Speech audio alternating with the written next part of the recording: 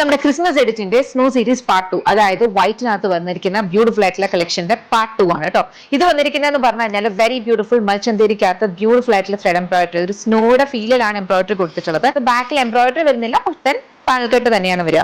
ഈ ഒരു പോർഷനിലേക്ക് നമ്മൾ ബഫി ടക്കിംഗ് കൊടുത്തിട്ട് നോട്ട്സ് വെച്ച് ഹൈലൈറ്റ് ചെയ്തിട്ടുണ്ട്. 2 സൈഡ് പോക്കറ്റ്സ് വരുന്നുണ്ട്. ഇത് മാത്രമല്ല കോട്ടയ്ക്കകത്ത് വരുന്നതും ദുപ്പട്ട വരുന്നതും ബോട്ടം വരുന്നതും ഒക്കെ ഉണ്ട്. വേഗം ചെക്ക് ചെയ്യുക. ഇത് വന്നിരിക്കുന്ന ഒരു എത്തനിക് സെറ്റ് ആയിട്ടാണ്. Top and bottom set. Top വന്നിരിക്കുന്ന എ ലൈൻ ആണ്, നടുവിലായിട്ട് എംബ്രോയിഡറി, ഇവിടെ ഒരു കാന്ത സ്റ്റിച്ച് വരുന്നുണ്ട്. ബോട്ടം സെമി പാരലൽസ്, രണ്ടും വന്നിരിക്കുന്ന മൾച്ചന്തേരി ഫാബ്രിക്സ്. ഇത് കൊണ്ടുവന്നിരിക്കുന്നതെന്ന് പറഞ്ഞാൽ ഒരു കൈൻഡ് ഓഫ് ഒരു പാനൽക്കെട്ട് അനാർക്കലി ഗൗൺ ആയിട്ടോ അല്ലെങ്കിൽ വേണമെങ്കിൽ ബോട്ടം വെച്ചിട്ടോ ഒക്കെ പേര് ചെയ്ത് യൂസ് ചെയ്യുന്നത് കേട്ടോ.